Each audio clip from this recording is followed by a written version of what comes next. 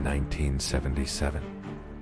The closest that residents in the sleepy seaside town of Formby got to violent crime was by watching Kojak. So when garden ornaments started going missing and being replaced by sinister ransom notes, it was big news. The terrified resident woke up one day to discover their gnome had been kidnapped, and in its place, a note that read, "Listen, your gnome has 7 hours to live unless you wrap 25p and leave it at the car park at Safeways near the bowling green." This is no hoax. It led to a media circus as journalists were dispatched and an investigation began into the Phantom Gnome Snatcher of Formby. But the Gnome Snatcher was too smart for the detectives. Days went by. Then suddenly, 18 garden ornaments all mysteriously appeared together on the roundabout.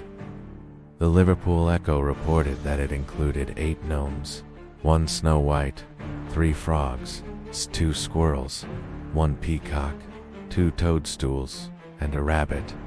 An identification parade was held to allow householders to reclaim their ornaments.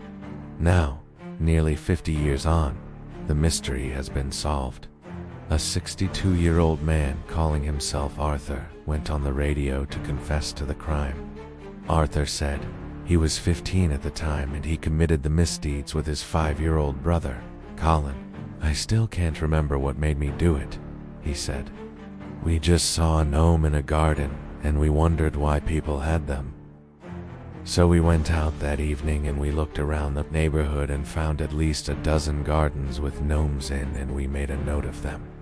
And the next night we went out and collected them, so to speak." Arthur admitted he was something of a wayward teenager. "It's been on my conscience over the years that I did this terrible thing. I hope the statutes of limitations have passed on this one. But I would like to beg forgiveness from all the families that I have caused grief. For 50 years, Formby has kept their gnomes under lock and key. Now they can breathe a sigh of relief, knowing their gnomes are safe to roam. And Arthur's conscience has been cleared. He is free to go."